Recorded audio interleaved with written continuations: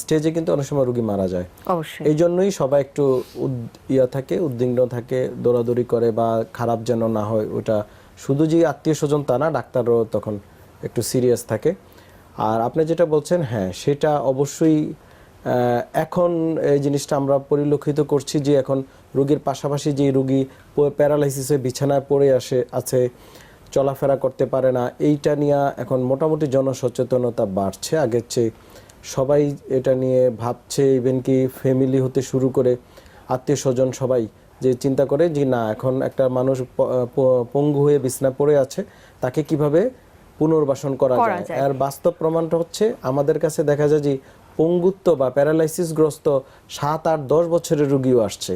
মানে হচ্ছে এই যে 10 বছর ধরে সে বিছানায় পড়ে আছে, এখন বোধগম্য হচ্ছে বা বোধোদয় হয়েছে সবার, জি ওনাকে আমরা ট্রিটমেন্ট করানো যায়।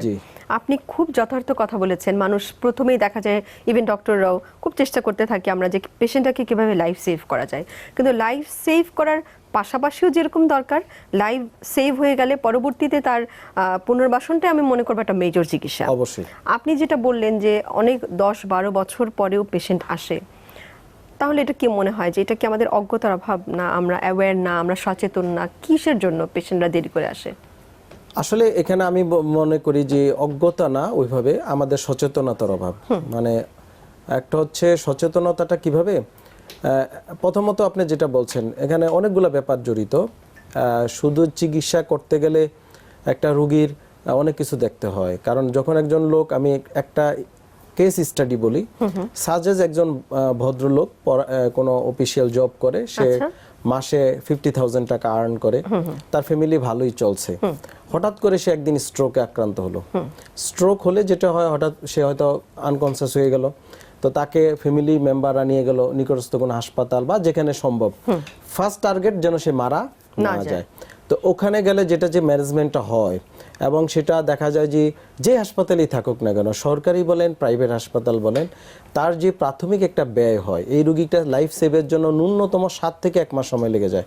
7 দিন থেকে 1 মাস সময়, মানে সে আবার কনসাসনেস ফিরে আসা পর্যন্ত। তো ওখানে একটা ইকোনমিক্যাল ব্যাপার জড়িত। এখানে দেখা যায় কয়েক লক্ষ টাকা আপনার লেগে যেতে পারে, নাম্বার 1। নাম্বার 2, সে কিন্তু জব হারিয়ে ফেলে, যে জবটা সে করতো সে তো অফিসে আর যেতে পারছে না। এই জিনিসগুলা ব্যাপার থাকে। পাশাপাশি দেখা যায় আমাদের এখন কিন্তু ফ্যামিলিগত মেম্বারেরও সমস্যা থাকে। কারণ হচ্ছে একটা লোক যখন স্ট্রোক করলো, প্যারালাইসিস হলো, তাকে সাপোর্ট দেওয়ার মতো ফ্যামিলিতে আর অনেক সময় সদস্য নাও থাকতে পারে। কারণ হয়তো তার ওয়াইফ আছে বা তার ছেলে বা মেয়ে আছে, তাদেরও তো লাইফ আছে, তাদেরও স্কুল কলেজ বা অন্য কিছুতে তারা জড়িত। তাদের তখন দেখা যায় তার উপরে আরেকটা এই লোকটা ওদের উপরে ডিপেন্ডেন্সি গ্রো করে। এই সকল ব্যাপারগুলা নিয়ে এক পর্যায়ে যে তার আরো যে আবার স্বাভাবিক জীবনে ফিরে আনা যায়, ওই চিন্তা অনেক সময় রোগীদের বা ফ্যামিলির মাথায় আসে না। কারণটা হচ্ছে এখানে ইকোনমিক্যাল ব্যাপার জড়িত হয়ে যায়, পাশাপাশি আপনার যে সময় ব্যাপার, ফ্যামিলি মেম্বারের ব্যাপার, আরো পারিপার্শ্বিক অনেক ব্যাপারগুলো এখানে থাকে। তারপরে আপনি যেটা বলছেন, কিছুটা তো আমাদের এখনো কুসংস্কারচ্ছন্ন বা কিছু কুসংস্কার কিছু আছে, অজ্ঞতা তো কিছুটা আছে, যে মানুষের এখনো ধারণা যে কেউ প্যারালাইসিস হয়ে গেলে পাশের ফ্যামিলির লোকই বলছে যে উনি খারাপ কাজ করেছে, এই জন্য পঙ্গু হয়েছে বা প্যারালাইসিস হয়েছে। একটু সামাজিক কিছু সমস্যা আছে যেগুলা মানুষকে চিকিৎসা নিতে অনেক সময় ব্যাহত করে। সে ডাক্তারের কাছে যেতে চায় না বা পারে না, বা খারাপ কথা অনেক সময় বলে। এগুলা কিন্তু ব্যাঘাত ঘটায়, বা গ্রামে ধরেই নেয় যে সে মারাই যাবে।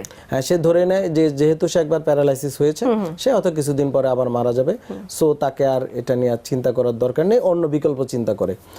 তো এইটা আপনার সাথে আমি কিছুটা হলে একমত। কিন্তু এখনকার যে আমাদের, আমি বলবো এখানে মিডিয়া অ্যাওয়ারনেস, সেটা সব মিডিয়াই, আপনার টেরিস্ট্রিয়াল মিডিয়া বলেন, সোশ্যাল মিডিয়া বলেন, সিম্পোজিয়াম বলেন, সব জায়গায় কিন্তু এখন মোটামুটি অ্যাওয়ারনেস ডেভেলপ করেছে, যে মানুষ জানে যে না, একটা মানুষ এই রোগ হলে পঙ্গুত্ব বরণ করলেও তাকে কিন্তু আবার স্বাভাবিক জীবনে ফিরে আনা সম্ভব। যার কারণে কিন্তু এখন 10 বছর পরে রোগীরা আসছে চিকিৎসার জন্য, যে 10 বছর আগে হয়তো তাদের ওই সময় আসলেও 10 বছর আগে এই ট্রিটমেন্টের অপ্রতুলতা ছিল।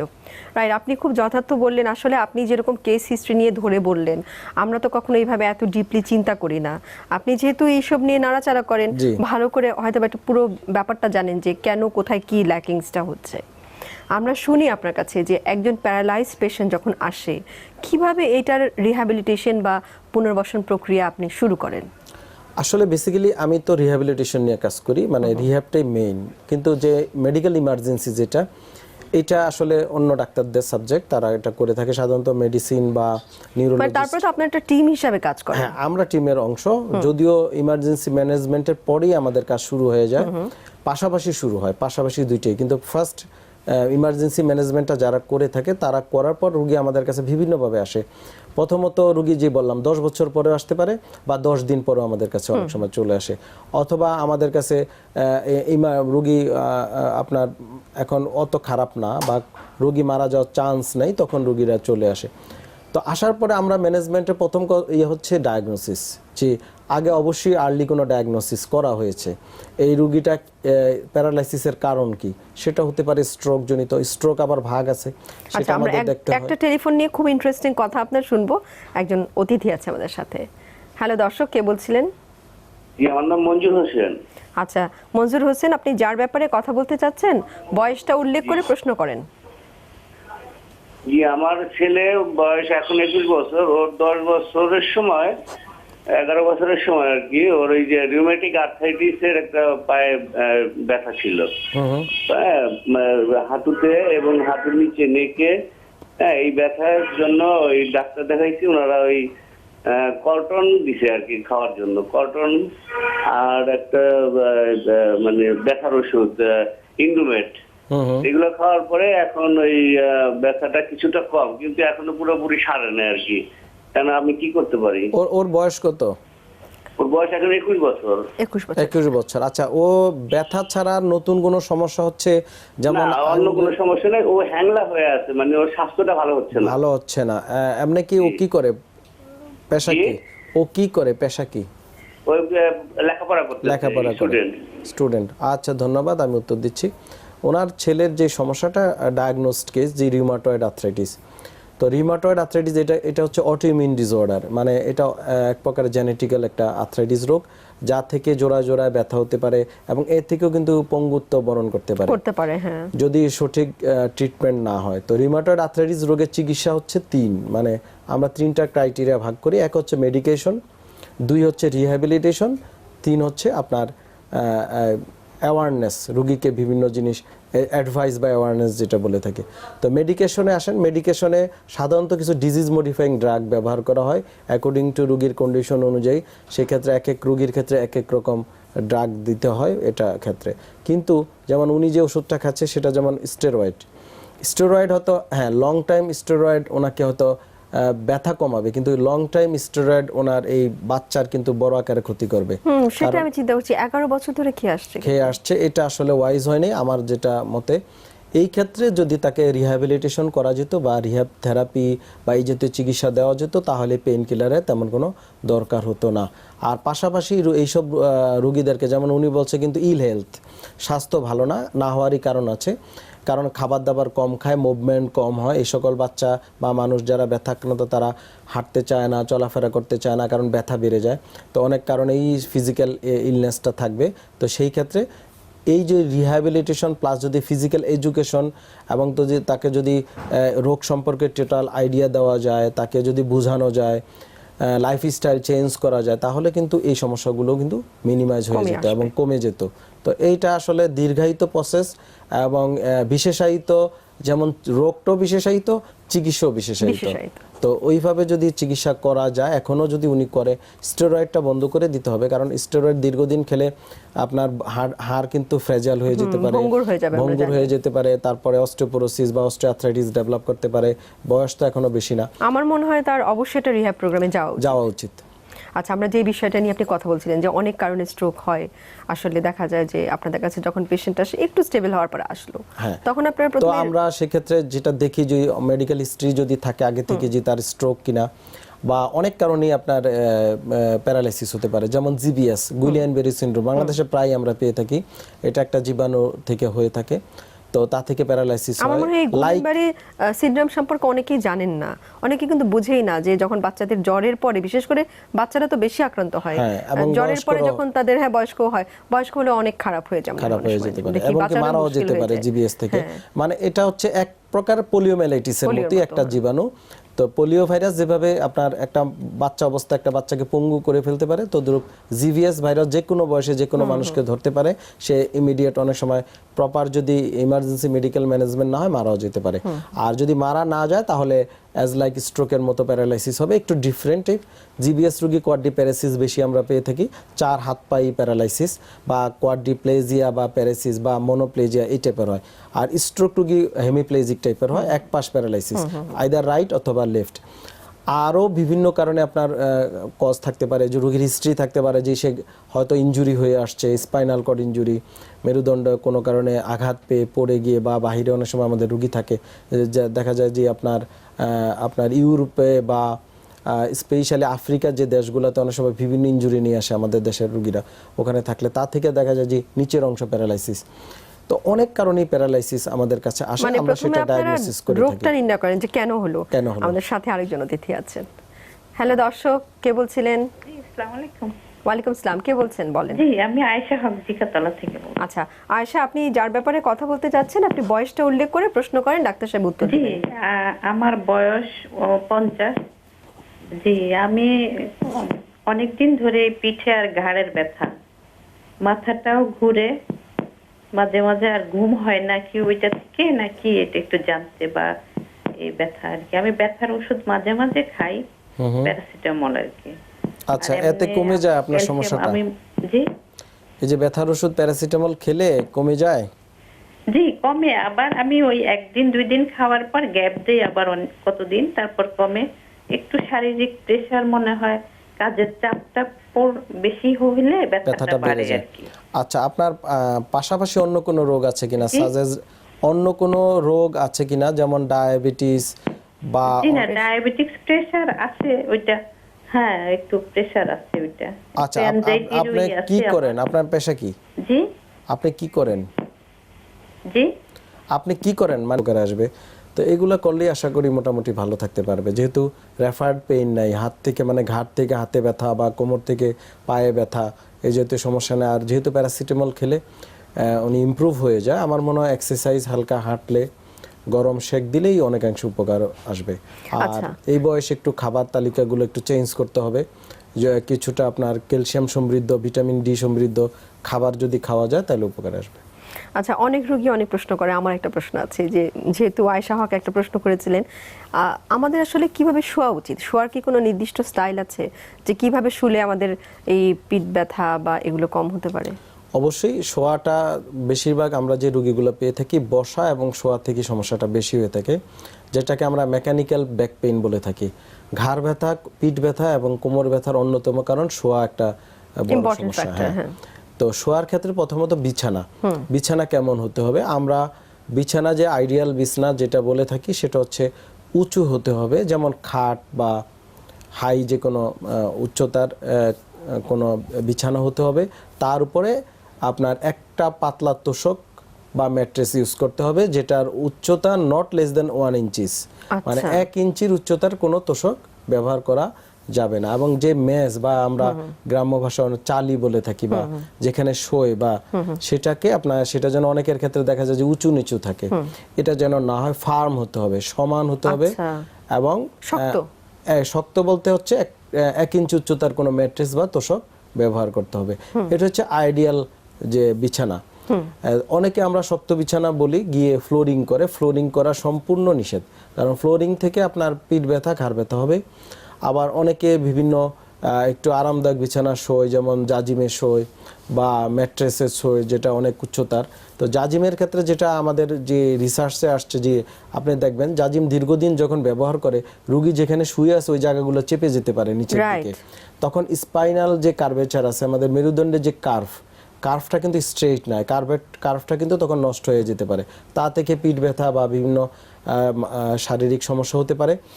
আবার অনেকে স্প্রিং ম্যাট্রেস ইউজ করে। স্প্রিং ম্যাট্রেসটা কিছুটা হইলো বেটার মেডিকেটেড, কেন? কারণ স্প্রিং ম্যাট্রেসটা যদিও সে শোয়, রিকয়েলিং হয়, মানে উল্টো আবার তার উপরে প্রেসার ক্রিয়েট করে। কিন্তু জাজিমের ক্ষেত্রে এটা হয় না। জাজিম কিন্তু রিকয়েলিং হয় না, চেপে যায় বা দেবে যায়।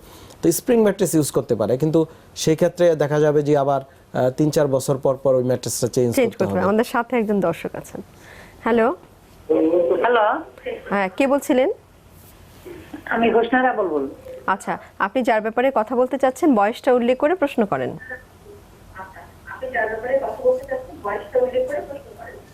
আমার বয়স 49 বছর। আমার বয়স 49 বছর। জি বলেন, আমরা শুনতে পাচ্ছি, আপনার সমস্যা বলে ফেলেন। আমার হাঁটুতে ব্যথা, আমি হাঁটু ভাঁজ করে বসতে পারি না। হুম।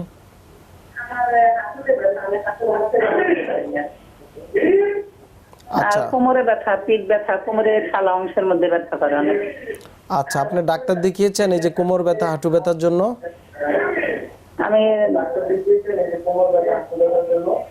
আমি ওই ঢাকা অ্যাপোলোতে দেখাইছি আরো 2-3 বছর আগে। তারপরে পিজি হাসপাতালে এমসে দত্তকেও দেখাইছি।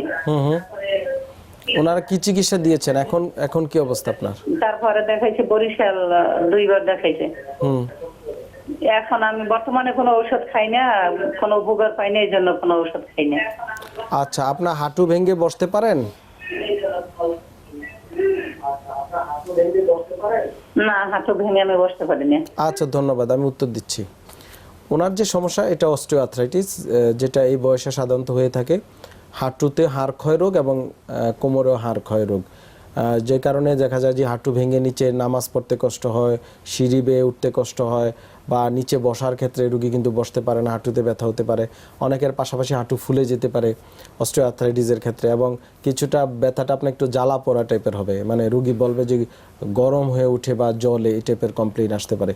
তো এই রুগীগুলার অনেকগুলা ব্যাপার হচ্ছে। এই প্রথম চিকিৎসা হচ্ছে এটার ক্ষেত্রে রিহ্যাবিলিটেশন বেস্ট ট্রিটমেন্ট এবং বিভিন্ন থেরাপিউটিক পদ্ধতিতে চিকিৎসা করতে হবে। পাশাপাশি রুগীকে অতিরিক্ত ওজন হলে ওজন কমিয়ে ফেলতে হবে, এবং আমাদের রুগীদের অনেক সময় ধারণা যে ব্যথা হলে যে বসে থাকবে বা হাঁটা চলাফেরা নিষেধ, এটা করা যাবে না। ট্রিটমেন্ট পাশাপাশি তাকে লাইফস্টাইল চেঞ্জ করতে হবে, মুভমেন্ট করতে হবে, এক্সারসাইজগুলো নিয়মিত করতে হবে।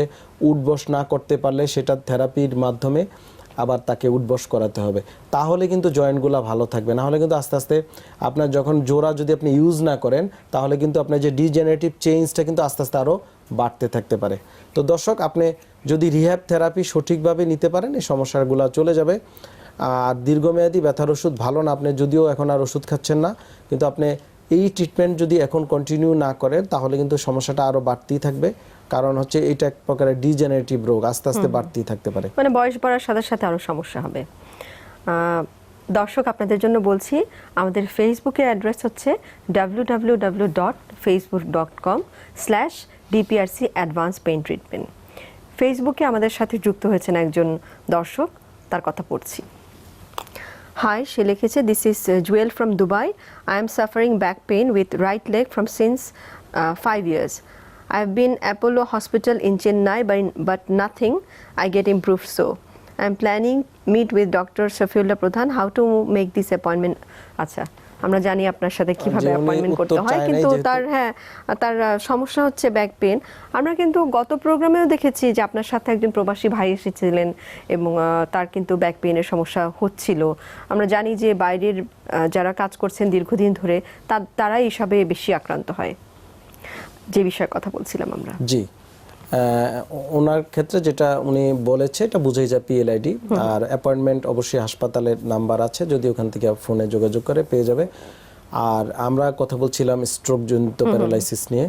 প্যারালাইসিসের আরও যে রুগীগুলো আমাদের কাছে আসে, যেমন অনেক সময় আপনার পোস্ট ট্রমাটিক প্যারালাইসিস নিয়ে আসতে পারে, বা অনেক সময় একটা অংশ প্যারালাইসিস হাতে বা পায়ের, বা কোনো অপারেশন পরবর্তী দেখা যায় স্টিফনেস বা প্যারালাইসিস নিয়ে আসতে পারে। আমাদের কাছে প্রায় আসে। আমরা যেমন কিছু অর্থোপেডিক কন্ডিশনে আসতে পারে, নিউরোসার্জিক্যাল কন্ডিশনে আসতে পারে। মানে আসলে প্যারালাইসিস আমরা যে সবসময় একটা মানে বুঝি যে স্ট্রোক ছাড়া হচ্ছে না, সেটা কিন্তু না। আপনি যেটা বিশদভাবে বললেন যে অনেক কারণে আমাদের প্যারালাইসিস হতে পারে। এক্স্যাক্টলি। এবং রিহ্যাবিলিটেশন মানে প্রত্যেকটা রোগের ক্ষেত্রে রিহ্যাবিলিটেশন প্রসিডিউরও ভিন্ন। মানে এই ক্ষেত্রে যে পদ্ধতিগুলো ইউজ করা হয়, সাজেস কারো হাত হয়তো অপারেশন করা হয়েছে কোনো নেইল প্লেট বা স্ক্রু লাগানো আছে, সে হয়তো হাতটা এখন আর মুভমেন্ট করতে পারে না। তো এই ক্ষেত্রে আমরা যে রিহ্যাবিলিটেশন প্রসিডিউরে যাব, সেটার আরেকটা হাতেও প্যারালাইসিস, কিন্তু সেটাতে কোনো নেইল প্লেট বা স্ক্রু নাই, দুইটা একরকম হবে না, ডিফারেন্ট পদ্ধতিতে আমরা ট্রিটমেন্ট করে থাকি। এটা এই জন্য প্রত্যেকটা কেসেরই আপনার হিস্ট্রি নিতে হবে, তার আগে প্রিভিয়াস ডাটা আমাদের লাগবে, পাশাপাশি অ্যাসোসিয়েটেড কোনো রোগ আছে কিনা সেটাও দেখতে হবে।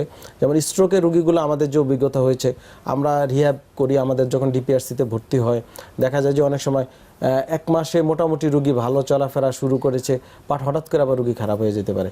এটাও একটা ইম্পর্টেন্ট ব্যাপার, কারণ যদি রোগীর হাই ব্লাড প্রেশার থাকে, যদি ডায়াবেটিস থাকে, যদি আনকন্ট্রোল কার্ডিয়াক কোনো ডিজিজ থাকে, এই জন্য পাশাপাশি ওই রোগগুলোকে আপনার নিয়ন্ত্রণে রাখতে হবে। এই জন্য মাল্টি ডিসিপ্লিনারি অ্যাপ্রোচ, মানে রিহ্যাবিলিটেশন প্রসেসটাই হচ্ছে মাল্টি ডিসিপ্লিনারি অ্যাপ্রোচ। সেটা হচ্ছে কি বিভিন্ন ডাক্তারের সমন্বয়ে চিকিৎসা। এই ক্ষেত্রে কিন্তু এই রোগীর আমরা যেমন রিহ্যাব করি ঠিকই, পাশাপাশি তাকে কিন্তু কার্ডিওলজিস্টের মাঝে মাঝে অ্যাপয়েন্টমেন্টের দরকার হয়, বা তাকে দেখে যেতে হয়, বা নিউরোলজিস্টকে দেখে যেতে হয়, কারণ হচ্ছে না হলে কিন্তু হঠাৎ করে আবার সে ফার্দার স্ট্রোক করতে পারে।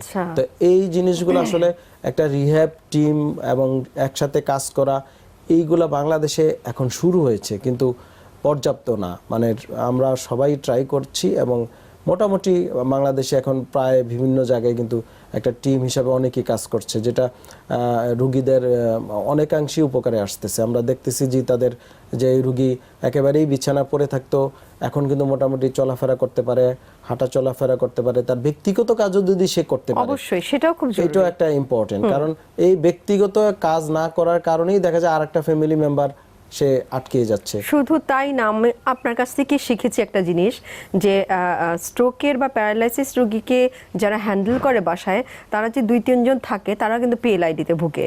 সেই রোগীকে উঠানো বসানো করতে করতে তারাই অসুস্থ হয়ে যায়। আমাদের সাথে একজন টেলিফোনে দর্শক আছে। হ্যালো দর্শক, কে বলছিলেন? হ্যালো, আসসালামু আলাইকুম। ওয়ালাইকুম আসসালাম। আপনি টেলিভিশনের ভলিউমটা একদম কমিয়ে কথা বলেন।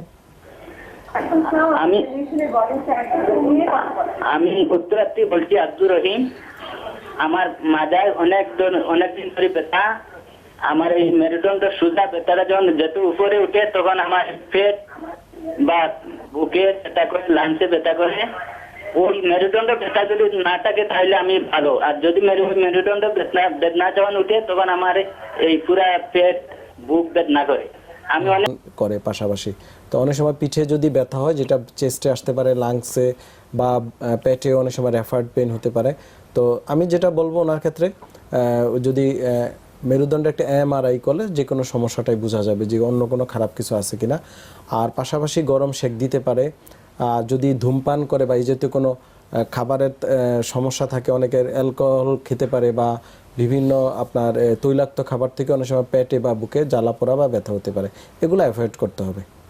আচ্ছা, আমরা প্যারালাইসিসের পুনর্বাসন নিয়ে শুনছিলাম, এবং আপনি মোটামুটি অনেকটাই আমাদেরকে বলেছেন আজকে যে পুনর্বাসনের আসলে অনেকগুলো ফ্যাক্টর আছে, তার রোগটা কীরকম, কতদিনের পুরনো, এগুলোর উপরে ডিপেন্ড করে। আমি এবং যেটা আমি লাস্টে বলছিলাম যে আপনাদের কাছ থেকে শুনেছি যে প্যারালাইসিসের রোগীর এই দেখভাল করতে গিয়ে বা ট্রিটমেন্টের সাথে যারা দেখাশোনা করেন, তাদের অনেক সময় পিএলআইডি রোগে ভুগতে থাকেন, এত এই রোগীকে ভারী রোগীকে উঠানো বসানো। সেক্ষেত্রে প্যারালাইসিসের এরকম যখন রোগীরা আপনাদের কাছে আসে, আপনার কি মনে হয় যে আপনি কতটা সাকসেসফুল এই প্যারালাইসিসের পুনর্বাসনে? ধন্যবাদ। আসলে আমি আগে শুরুতেই বলছিলাম যে প্যারালাইসিস কজটা হচ্ছে ইম্পর্টেন্ট, আর হচ্ছে আপনার রোগী কখন আমাদের কাছে আসলো, দুইটা জিনিস, মানে টাইমটাও খুব ইম্পর্টেন্ট। হ্যাঁ, ইম্পর্টেন্ট। কিছু রোগ আছে যেটা আমরা বলে দিচ্ছি এখনই, যেমন মাসেলস কিছু ডিজিজ আছে, যেমন মায়োপ্যাথি, তারপরে আপনার মোটর নিউরন ডিজিজ, যেটা আপনার নিউরোলজিক্যাল কন্ডিশনের সবচেয়ে খারাপ যে রোগগুলা, এই রোগগুলা সাধারণত পৃথিবীর কেউই সাকসেস হয় নাই, কোনো ট্রিটমেন্টই সাকসেস হয় নাই। সাকসেস বলতে হচ্ছে রোগী ভালো হয়ে আবার স্বাভাবিক জীবনে ফিরে আসার চান্স কম থাকে। তো সেই ক্ষেত্রে যেমন আমরা মায়োপ্যাথি নিয়ে যেহেতু কথা বলছি, মায়োপ্যাথি এমন একটা রোগ সাধারণত কয়েকটা স্টেজে হতে পারে, বাচ্চাদেরও হতে পারে, মধ্যবয়সও হতে পারে। তো বাচ্চাদের হলে ভবিষ্যৎ কি, যদি কেউ 9-10 বছরে সাধারণত দেখা দেয়, 18-20 বছর বয়সে মানুষটা মারা যাবে, এটাই স্বাভাবিক। যদি আমরা ট্রিটমেন্ট করতে পারি বা রিহ্যাবিলিটেশন করা যায়, তাহলে হয়তো সে দীর্ঘায়িত হবে, কিন্তু রোগ বন্ধ করার কোনো সুযোগ নাই। আর মোটর নিউরন ডিজিজটা সাধারণত এইজিং, বয়স হওয়ার সাথে সাথে হয়, অ্যাডাল্ট হওয়ার পরে দেখা দেয়। এই রোগগুলোকেও আমরা রিহ্যাব করলে দীর্ঘায়িত হবে রোগী, সহজেই মারা যাবে না বা নিজের চলাফেরা করে চলতে পারবে। কিন্তু প্রগ্রেসিভ ডিজিজ মানে ব্যাড, মানে খারাপ রোগ, যেগুলো প্রগনোসিস খারাপ, কিন্তু আপনার অন্য যেই রোগগুলা সবচেয়ে বেশি প্যারালাইসিস আক্রান্ত, যেমন এক নম্বরে স্ট্রোক, বিভিন্ন ইনফেকশন থেকে যে রোগ, যেমন জিবিএস থেকে, পোলিওমাইলাইটিস থেকে বা সোয়েন্সো, যে কোনো আপনার নিউরাইটিস থেকেও আপনার প্যারালাইসিস হতে পারে। এনকেফালাইটিস বা ব্রেনের বিভিন্ন ইনজুরি বা ব্রেন টিউমার থেকে বা spinal cord injury, road accident, অন্য যে কজগুলা যেটা মেজর অংশই দখল করে আছে, প্রত্যেকটা রোগী রিহ্যাবিলিটেশন করা সম্ভব এবং তার দীর্ঘায়ুও পাওয়া সম্ভব যদি চিকিৎসা আমরা রিহ্যাবিলিটেশন করতে পারি। আবার স্বাভাবিক জীবনে ফিরে আসবে, ইভেন কি তার যে কোনো কাজেও সে আবার যেতে পারে। আমাদের সাথে একজন দর্শক আছেন। হ্যালো দর্শক, কে বলছিলেন? জি, আসসালামু আলাইকুম। ওয়ালাইকুম আসসালাম। দর্শক, প্রথমেই বলছি আপনার টেলিভিশনের ভলিউম কমিয়ে আমাদের সাথে কথা বলুন, আপনার নাম বলুন এবং যার ব্যাপারে কথা বলতে চান বয়সটা উল্লেখ করে প্রশ্ন করুন, ডাক্তার সাহেব উত্তর দিচ্ছেন। জি, আমি শাওন জামালপুর থেকে বলছি, আমি স্টুডেন্ট, আমার এজ 21। বলেন।